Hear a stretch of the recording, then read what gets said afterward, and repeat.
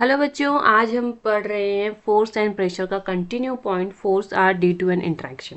तो पढ़ने से पहले हम देखेंगे कुछ चीज़ें। यहाँ पे देखिए कुछ पिक्चर्स हैं।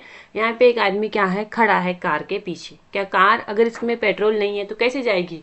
पीछे से ऑफकोर्स इसको धक्का लगाना पड़ेगा। अगर ये खड़ा रहेगा तो चल नहीं पाएगा वो कार।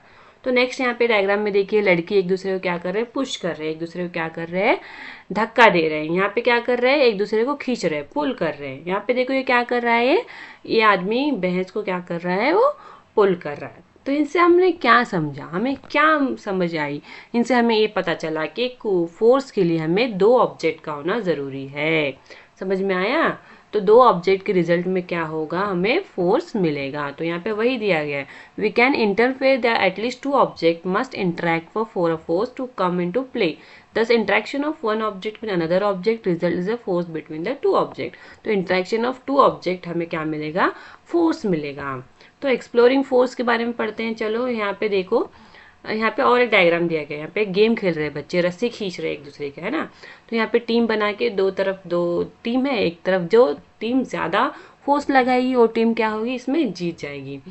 तो इसी तरह यहाँ पर भी देखो, यहाँ पे यहाँ पे एक दो फ्रेंड्स हैं, दोनों एक बॉक्स में एक तरफ से सेम डायरेक्शन से क्या कर रहे हैं, फोर्स लगा रहे हैं। तो ये क्या होगा, ये वाला हट जाएगा, जो बॉक्स है वो थोड़ा थोड़ा करके मूव करने लगेगा। इसी तरह अगर ये दोस्त जो है आमने सामने से फोर्स लगा रहे हैं तो यहाँ पे क्या होगा, जब दोनों को फोर्स लगाएं तो क्या होगा, यहाँ पे फोर्स नहीं होगा, जीरो हो जाएगी यहाँ पे force.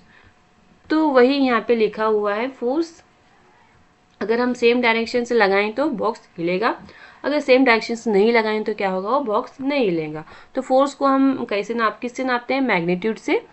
We can express is a magnitude and direction से। फोर्स जीरो भी हो सकता है। तो ये था हमारा 11.1।